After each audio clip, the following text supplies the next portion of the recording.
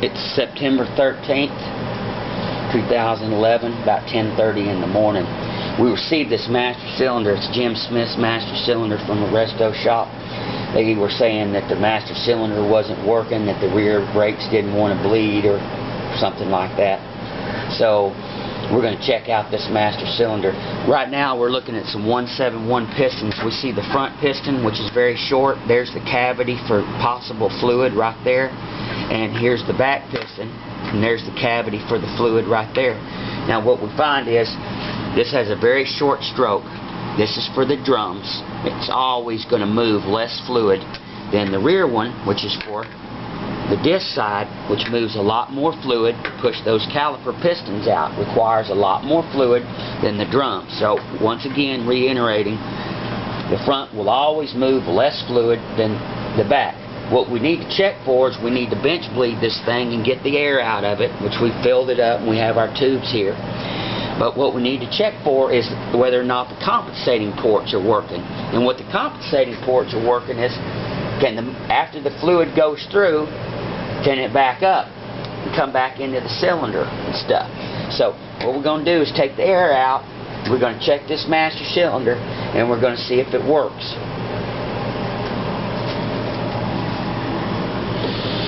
Alright, let's take some long, steady strokes. See our air bubbles? We can see the air bubbles moving through the tubes. Now we have to go all the way. If we don't go all the way, they back up. So we have to use long, deliberate strokes all the way to the end. It can be difficult. Long, deliberate strokes. Uh-oh. We see the front port starting to compensate.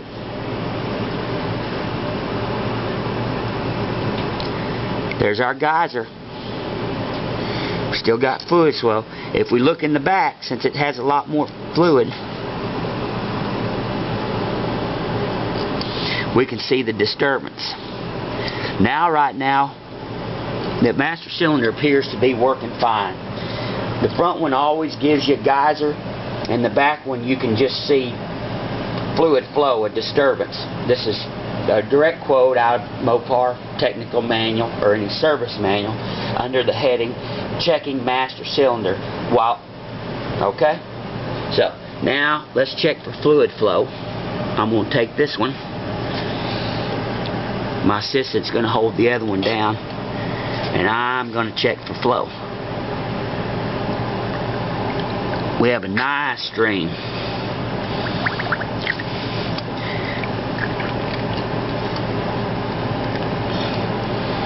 Nice stream coming out. Alright.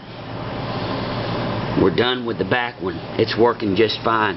Now what we need to do is we got to make sure that we use a long stroke all the way to the end, because this spring compresses and then starts moving that front piston.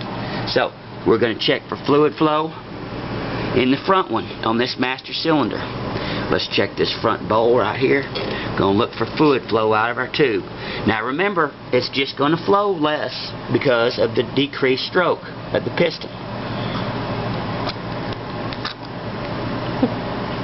That's a strong flow. You see it? Mm-hmm. And the harder we push, the more flow we have, even out of the front one. And the reason I was pushing hard like that, because that's the way it's going to work when the master cylinder's on the car and you've got it hooked up to the booster and you press down on the brake pedal. It's fairly rapid. You know, you have a lot of assist and it's real easy. So that's what we just duplicated. So we've just seen that this master cylinder is obviously working.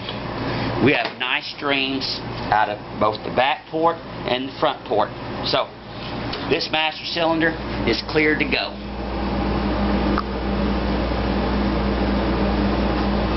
Thank you. I hope everybody can use this little short video.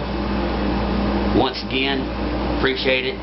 All you guys in the MOPAR world, the Ram Man out.